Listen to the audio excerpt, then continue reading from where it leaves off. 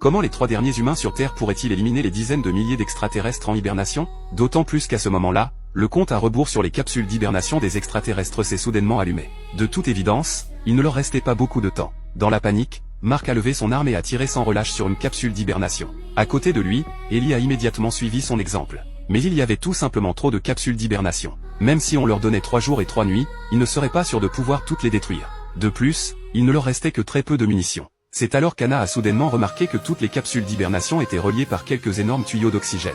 Si on coupait les tuyaux, est-ce que les extraterrestres ne mourraient pas par asphyxie? Elle a donc pris une hache et a frappé un tuyau.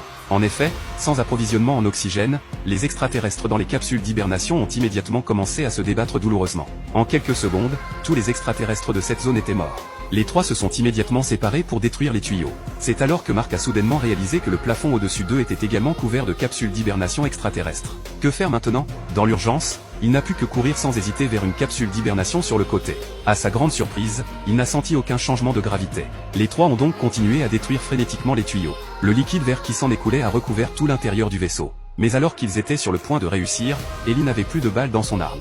Elle a levé les yeux vers Anna et lui a demandé de lui lancer immédiatement la hache. Anna a donné un grand coup, et après une série de changements de gravité, la hache a finalement atterri dans les mains d'Ellie.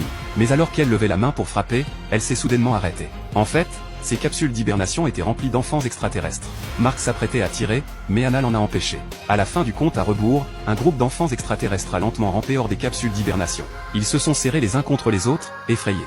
Bien qu'ils aient été réveillés avec succès, face à Mark et ses 2 compagnons armés, ces jeunes n'étaient que des agneaux attendant d'être abattus. Cependant, Mark n'a pas choisi de continuer le massacre. Cette fois, il a jeté son arme.